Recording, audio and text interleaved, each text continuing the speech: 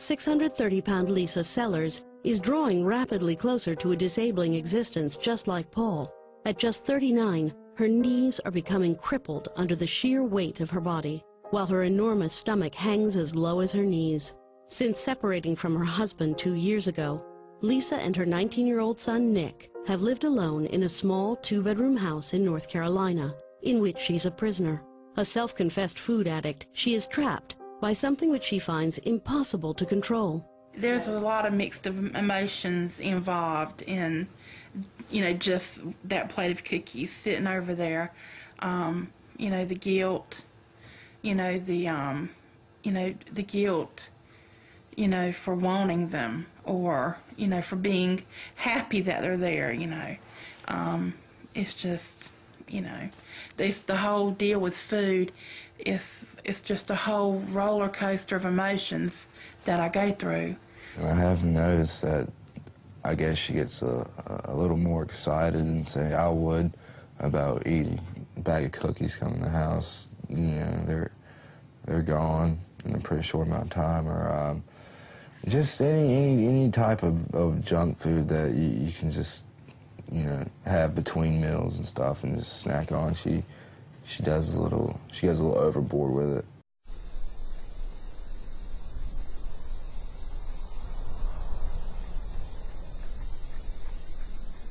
Greatness, it's just something we made up.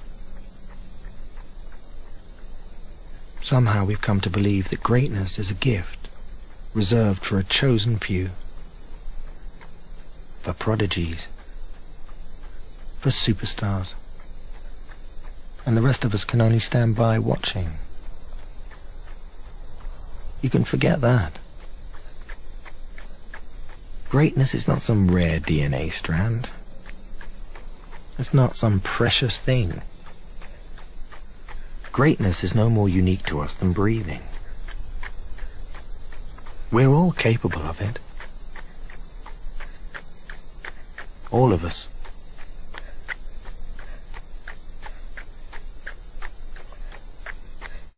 If I was here by myself, I would probably be, reaching for those cookies just within a few minutes. Probably as soon as I felt like it was safe. Nobody was around or was going to come in or come back. I'd be right on those cookies, yeah.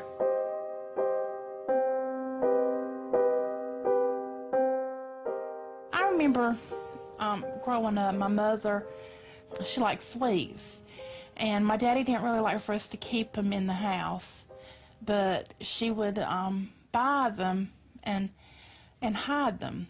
She had a little hiding place in the closet, and anyway, I knew where it was, and I would go sneak in there and get some. The way that we are brought up, even before we're born, the food that our mother eats, the food that we're exposed to in infancy, and the habits we learn through our childhood all influence how we eat and how we perceive food as an adult.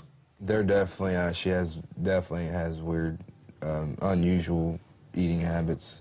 And, like she'll get up in the middle of the night and go to the bathroom and then make a trip to the kitchen and fix something to eat.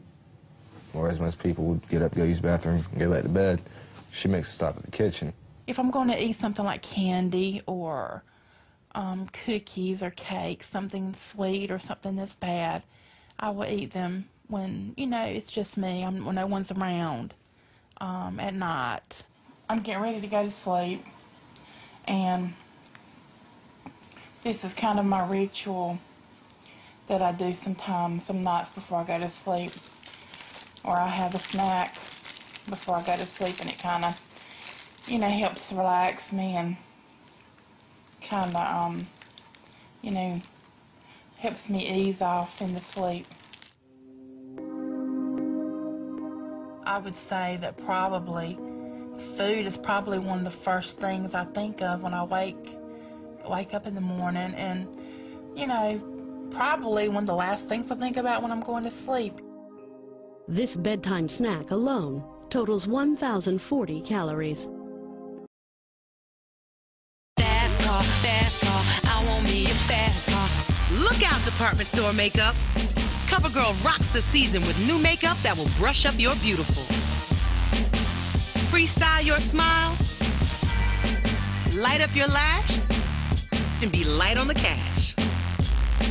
And isn't that what we want? Department store beautiful without the department store price? So come on, CoverGirls, ignite your beautiful with easy, breezy, beautiful CoverGirl.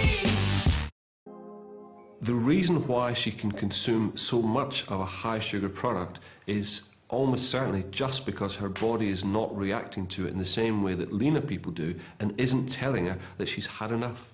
And of course you become accustomed to that high sugar intake. Your body levels of insulin are high and remain high, and the complex physiological processes that then occur take away that brain signal that says, I've had enough, it's time to stop. Typically, an average-sized man will store body fat around his waist. But for a woman, fat distribution is different. She will store fat around her hips and thighs. But for a super-morbidly obese woman like Lisa Sellers, this feminine trait no longer exists. The whole body simply becomes overwhelmed with fat, as the fat cells in the body swell to become up to 6 times bigger. When you gain weight, your fat cells also begin to multiply, from the average 40 billion up to 100 billion. If Lisa were to lose weight, this increased number of fat cells will never decrease. They can only shrink in size. The relationship I have with food is very much like a love-hate relationship. It's like when I'm eating, I feel almost, euphoric. I love the taste of the food and, everything about it, about eating. But afterwards, I feel like I've done something wrong. I feel guilty about it. And that depresses me, brings me way down. There was someone who was close to me who had a problem with drugs one time. And I used to be very, I guess I had really hard feelings toward her about that. But then, I realized one day that we're really no different. She gave up a lot of things because of her addiction to drugs. She gave up her children. But then I realized that I'm no different because I've given up my health for food. I say, how can I judge her? Because I'm the same. Like any addict, Lisa will do anything to get her next hit, even if that means forcing her young son to feed her chocolate habit, which, alone, has the potential to make her gain a pound every day.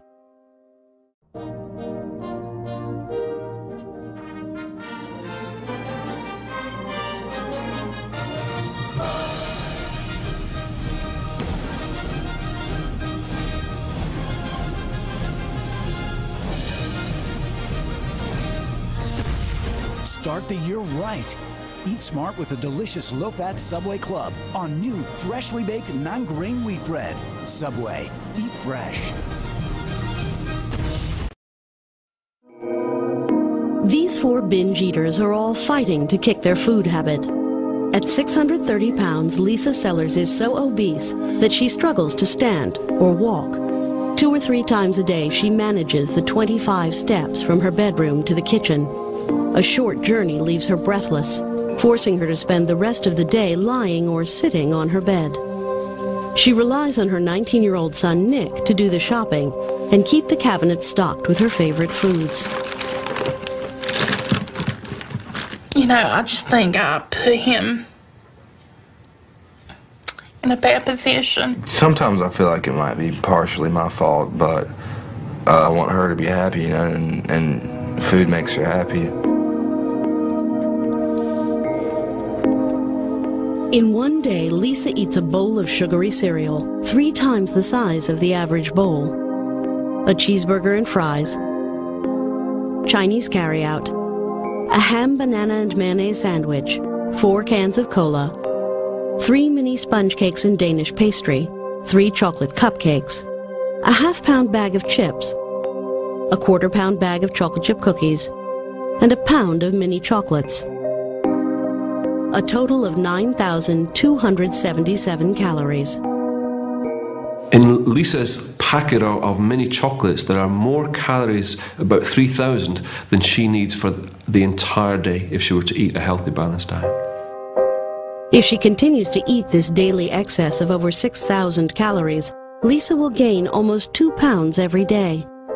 Seeing all this in front of me, I feel like I need to start really paying more attention to, the amounts I eat and what I eat. That would be my breakfast, maybe. I would eat this for lunch and, eat that for supper or whatever, and then I would have the M&Ms or whatever, but it's different seeing it all laid out. Being aware of what I'm eating now, I would like to think that it is a turning point in my life. I can see more clearly now the changes I need to make in my life. Definitely try to make healthier choices and, definitely try to control my portion sizes and try to get myself back into control. Sadly for Lisa, this optimism is short-lived. Her addiction to food is so ingrained, it's impossible for her to control it on her own. And if she continues to eat her 9,000-calorie diet every day, she will gain 56 pounds every month. Each one of these addicts is desperately fighting their own solitary war against food, yet not one of them has found the willpower to beat it on their own. Changing my lifestyle from the last 40 years is not going to change overnight, or not going to change just me having chicken salad. It's everything. It's like because I've been unable to walk and normal now for quite some time, I've got to start learning that again, building my strength up again, and I can't do that on my own. Just can't. I'm always going to be addicted to food. That's going to be my problem always. It's just a long battle to fight. You know what I'm saying? A long battle. I know that the amount of food that I'm eating is actually going to kill me. It will kill me if I carry on the way I am. But there's nothing I can do. I don't know what to do. There's no cure. There's nothing I can do about it. I've tried, and I've tried my damnedest. I've done every diet under the book, everything, and I'm just killing myself every minute of the day, slowly.